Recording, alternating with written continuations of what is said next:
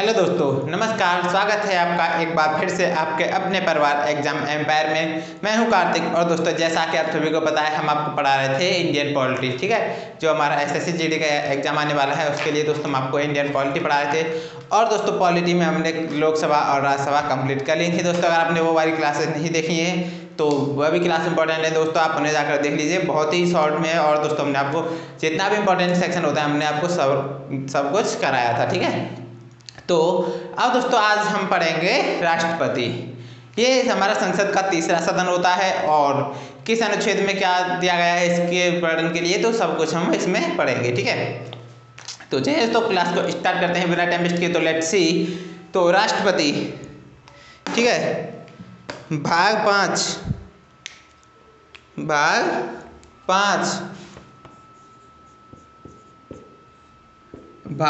में और राष्ट्रपति का वर्णन कितना है? अनुच्छेद 52 से 62। ठीक है, अनुच्छेद 52 से 62। ठीक है, तो चलिए कुछ इंपॉर्टेंट पॉइंट्स होते हैं, इंपॉर्टेंट जो हमारे एग्जाम में आने के लायक होते हैं, तो उन सभी को हम देखेंगे। तो सबसे पहले देखेंगे हम ये भारत का एक राष्ट्रपति होगा। भारत का एक राष्ट्रपति होगा।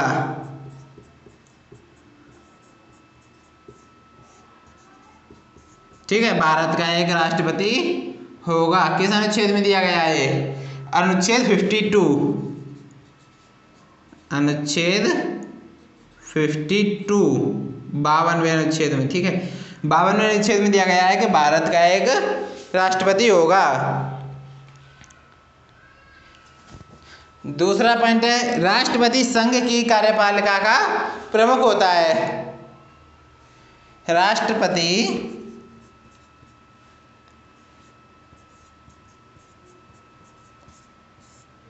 संघ की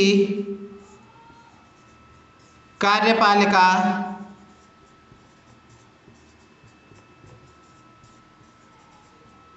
का राष्ट्रपति संघ की कार्यपालिका का प्रमुख होता है।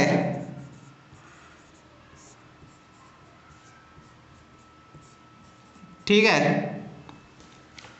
तो राष्ट्रपति संघ की कार्यपालिका का प्रमुख होता है। इसका मतलब किस प्रकार से हुआ? हमारा सबसे फर्स्ट पे हुआ राष्ट्र, तो ये हुई हमारी कार्यपालिका।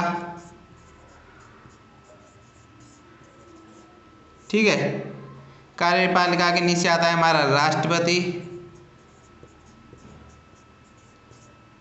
राष्ट्रपति के नीचे आता है हमारा उपराष्ट्रपति।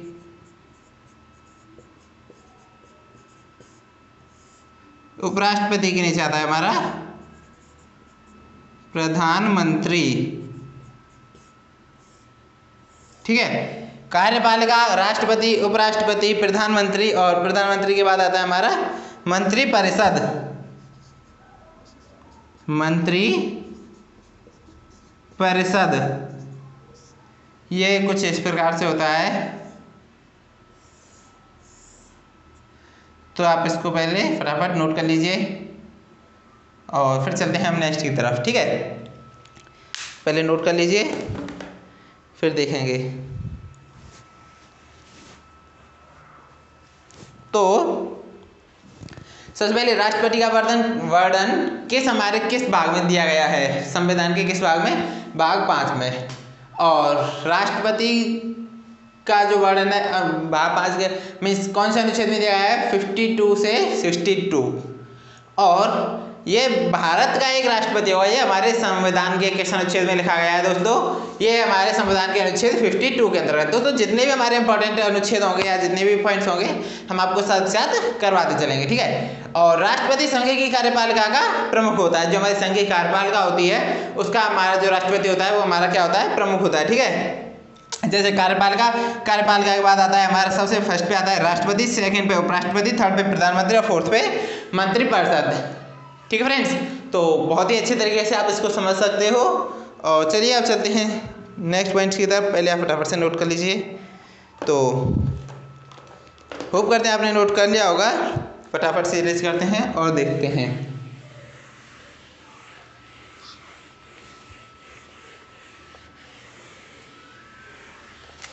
ठीक है, चलिए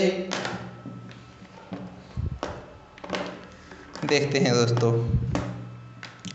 तो अब देखेंगे योग्यता, राष्ट्रपति बनने की योग्यता।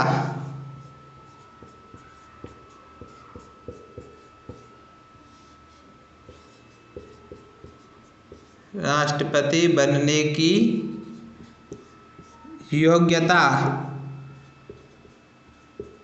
बनने के लिए क्या क्या हमको एबिलिटी चाहिए, तो वैसे ही देखेंगे इस पॉइंट में।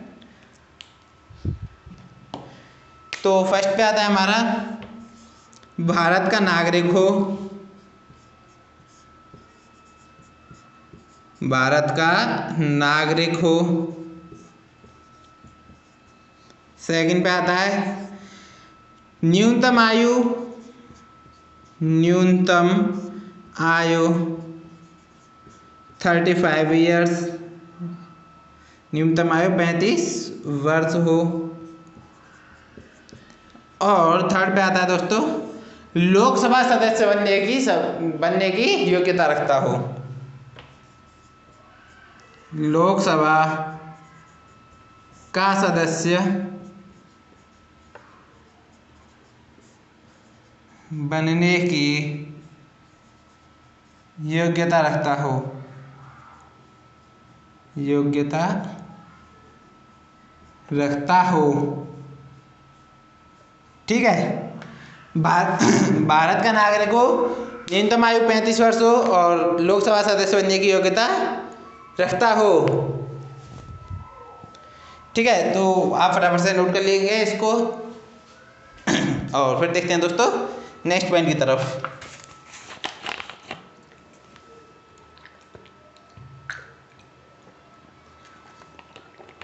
ठीक है, तो अब फ्रेंड्स चलते हैं अपने नेक्स्ट की तरफ। तो ये तो हो गया राष्ट्रपति बनने के लिए योग्यता क्या क्या चाहिए। ठीक है, अब हम आगे देखेंगे तो आगे पॉइंट क्या आता है दोस्तों। अब हमारा आगे पॉइंट आता है राष्ट्रपति के चुनाव की जो पद्धति होती है कौन सी होती है। ठीक है, राष्ट्रपति चुनाव की पद्धति।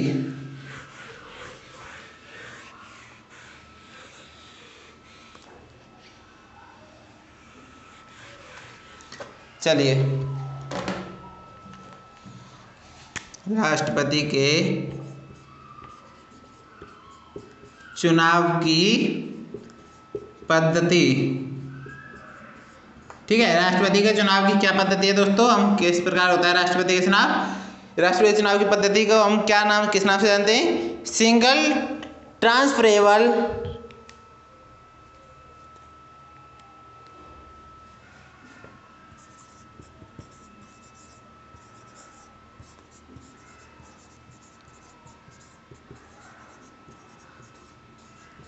वोटिंग सिस्टम, सिंगल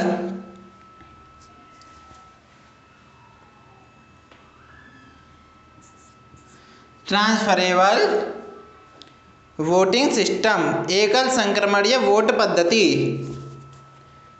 एकल संक्रमणीय वोट पद्धति,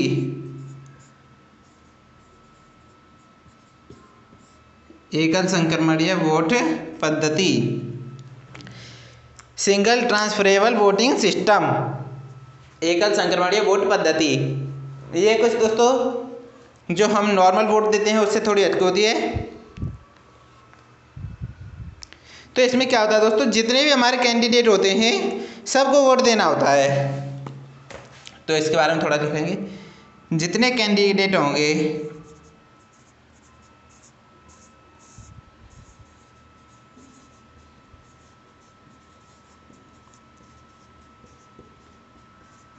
सबको वोट देना होता है।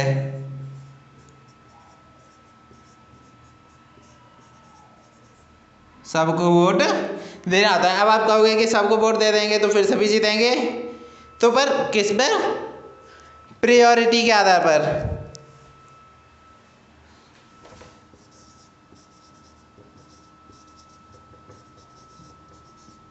प्रायोरिटी के आधार पर।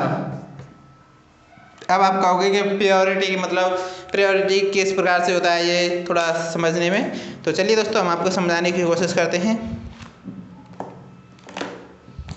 ठीक है, तो चलिए समझते हैं।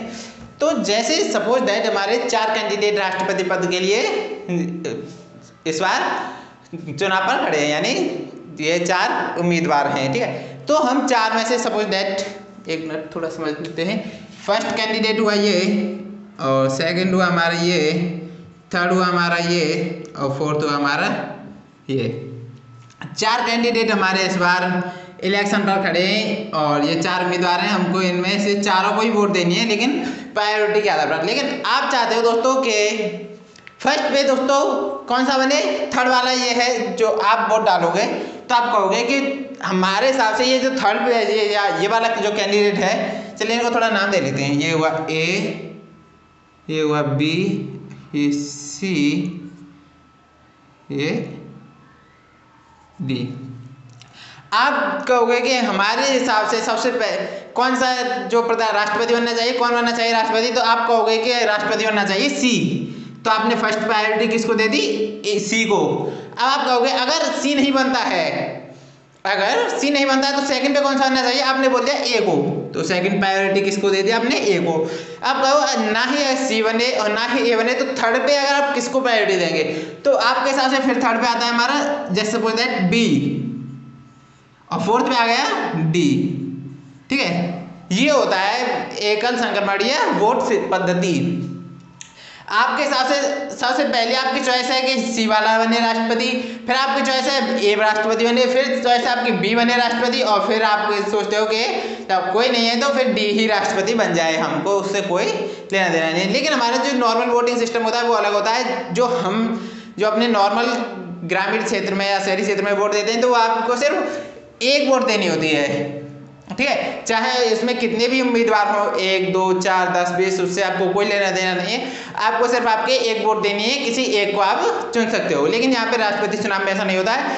ये इसमें दोस्तों अगर 4 कैंडिडेट है तो आपको 4 वोट देनी है, अगर 20 कैंडिडेट है तो आपको 20 ही वोट देनी होगी। अब सेम आपने कहा आपका कोई ब्रदर है, उसने भी सेम ऐसा ही कर दिया। सपोज करिए उन्होंने भी यही बोला 1 2 3 और ये 4। ठीक है, तो सपोज दैट ये हो गए 2। अब हम और कुछ सपोज मान लीजिए, मेरे हिसाब से मैं कहूँ कि फर्स्ट पे ये बनना चाहिए, सेकंड पे, थर्ड पे और फोर्थ पे। और कोई है तो वो बोल देंगे फर्स्ट पे ये बनेंगे, सेकंड पे ये, थर्ड पे ये और फोर्थ पे ये। तो हम सबसे क्या देखेंगे कि जो फर्स्ट वाला नंबर है वो सबसे ज़्यादा किस पे आया है। इसमें फर्स्ट एक भी नहीं है, ये नहीं होगा। इसमें 1 है, इसमें 2 है, इसमें 1 है, तो हमारा फर्स्ट कौन बन जाएगा राष्ट्रपति? हमारा सी बन जाएगा। सी वाला जो है वो हमारा क्या बन जाएगा? राष्ट्रपति बन जाएगा। ठीक है, तो ये होती है हमारी एकल संक्रमणीय वोट पद्धति। ठीक है, सिंगल ट्रांसफरेबल वोटिंग सिस्टम कुछ इस प्रकार से होता है। तो होप करते हैं फ्रेंड्स आप समझ गए होंगे। अगर आपको फिर भी समझने में प्रॉब्लम हुई है तो हमें कमेंट कर दीजिए, हम आपको नेक्स्ट वीडियो में अच्छे से और करवाने की कोशिश करेंगे। ठीक है, तो आप समझ लीजिए एक बार फिर से। ठीक है, तो एक बार फिर से समझते हैं। इसमें जितने भी कैंडिडेट होते हैं सबको वोट देनी होती है प्रायोरिटी के आधार पर। तो कैसे देते हैं? तो फर्स्ट पे जैसे आपकी प्रायोरिटी जाती है, फर्स्ट पे जाती है सी को, सेकंड पे आती है बी को, थर्ड पे जाती है डी को, और फोर्थ पे जाती है ए को। तो कुछ इसी प्रकार से आपको वोटिंग देनी होती है कि फर्स्ट पे ये, सेकंड पे ये, थर्ड पे ये, कुछ इस प्रकार 4 5 6 जितने भी होंगे, सी डी ई एफ जितने भी होंगे सभी के आपको प्रायोरिटी देनी ही पड़ेगी, चाहे आप कोई सा भी नंबर दो, लेकिन आपको देना पड़ेगा। ठीक है फ्रेंड्स, तो होप करते हैं आपकी समझ में आ गया होगा ये वाला पार्ट। अब चलते हैं दोस्तों, राष्ट्रपति को चुनेगा कौन? राष्ट्रपति को कौन चुनेगा? जो इस चीज़ का वर्णन है वो किस अनुच्छेद में है, तो चलिए देखते हैं।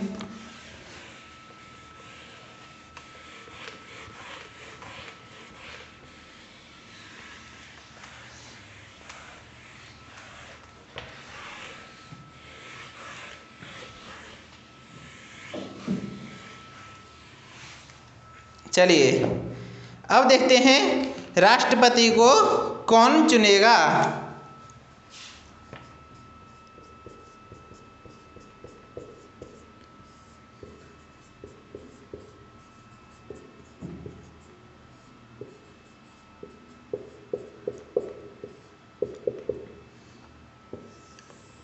ठीक है, राष्ट्रपति को कौन चुनेगा ये चीज़ है। ये आता है दोस्तों हमारा अनुच्छेद 54 के अंतर्गत। किस अनुच्छेद के अंदर आता है? 54 के अंतर्गत आता है राष्ट्रपति का को कौन चुनेगा। तो देखते हैं, तो इसको चुनने की एक सिस्टम होता है। ये हुआ हमारे राष्ट्रपति, ठीक है, समझ लीजिएगा अच्छे से। ये हो गई हमारी सेकंड पे आता है वोट सिस्टम, वोट।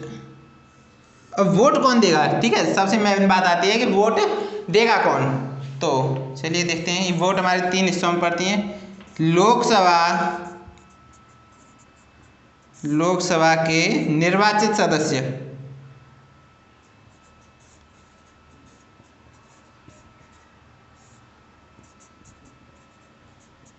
लोकसभा के निर्वाचित सदस्य फर्स्ट पे आता है, प्लस सेकंड पे को देता है राज्यसभा के निर्वाचित सदस्य, लोकसभा के निर्वाचित सदस्य प्लस राज्यसभा के निर्वाचित सदस्य। ठीक है, ये हो गए 2। और तीसरा कौन आता है? तो थर्ड नंबर पे राष्ट्रपति चुनाव के लिए कौन वोट देता है? MLA of states, MLA of states.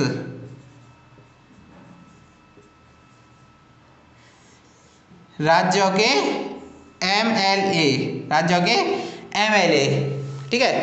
तो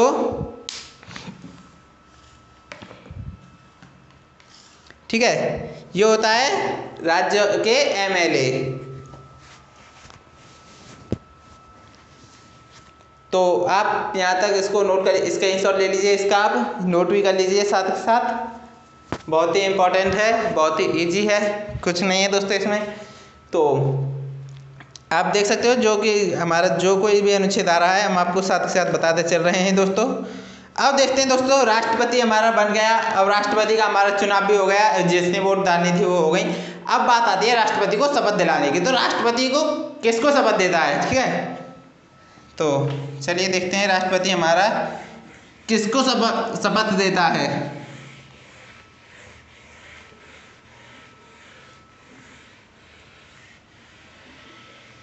चलिए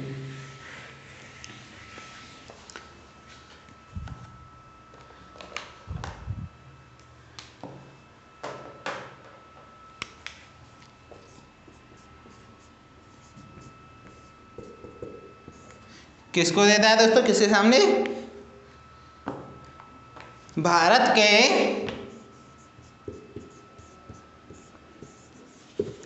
सर्वोच्च न्यायालय,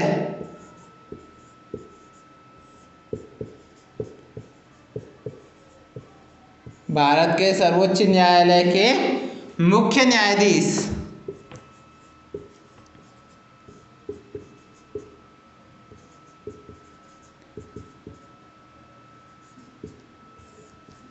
भारत के सर्वोच्च न्यायालय के मुख्य न्यायाधीश। अब आता है दोस्तों, राष्ट्रपति को हटाया जा सकता है या नहीं, या एक बार राष्ट्रपति बन जाए तो फिर वो उसको हम हटा सकते हैं या नहीं। तो अब आता है राष्ट्रपति पर महाभियोग, महाभियोग।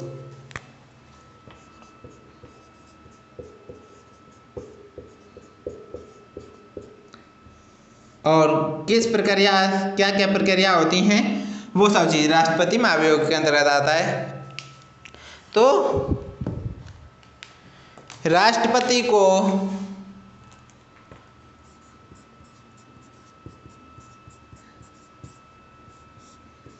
राष्ट्रपति को महाभियोग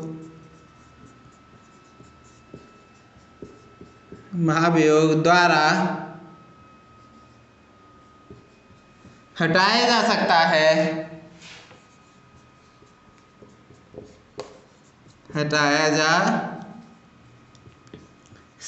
है, राष्ट्रपति को महाभियोग द्वारा हटाया जा सकता है। किस अनुच्छेद में है? अनुच्छेद, ठीक है, बताइए दोस्तों कौन सा अनुच्छेद है, फटाफट कमेंट कीजिए। किस अनुच्छेद के अंतर्गत हटाया जा सकता है राष्ट्रपति को? अनुच्छेद 61 अनुच्छेद के अंतर्गत हटाया जा सकता है राष्ट्रपति को महाभियोग के द्वारा। और दोस्तों महाभियोग की प्रक्रिया किस प्रकार होती है? पहले कौन से सदन में जाती है, फिर क्या क्या होता है, कितने सदस्य उसके लिए होने चाहिए, और फिर किस सदन में जाती है, कहाँ से कहाँ तक जाके पास होती है, और कब राष्ट्रपति हटता है, तो वो दोस्तों हम आपको करवाएंगे नेक्स्ट क्लास में। तो नेक्स्ट क्लास में दोस्तों इसी प्रकार से इंपॉर्टेंट होगी और अच्छे से आप इसको समझ पाएंगे। तो कैसी लगी दोस्तों क्लास, कमेंट करके बताइएगा। वीडियो पसंद आए तो लाइक कीजिए, और चैनल पर पहली बार विजिट कर रहे हो तो नीचे आ रहे रेड बटन को प्रेस करके सब्सक्राइब भी कर लीजिए, ताकि आने वाले हर क्लास के नोटिफिकेशन आपको मिलते रहें। दोस्तों इस चैनल पर आपको ऐसे ही इन्फॉर्मेटिव वीडियो मिलती रहती हैं दोस्तों, ठीक है, रेगुलर मिलती हैं सभी कॉम्पिटिटिव एग्जाम्स के लिए। तो चलिए फ्रेंड्स, अब मिलते हैं किसी नेक्स्ट वीडियो में, तब तक के लिए बाय बाय, टेक केयर। अब दोस्तों नेक्स्ट वीडियो में हम आपको करवाएंगे राष्ट्रपति पर जो महाभियोग की प्रक्रिया होती है उसके बारे में और उससे आगे। तो मिलते हैं नेक्स्ट वीडियो में, तब तक के लिए bye bye, take care, thanks for watching.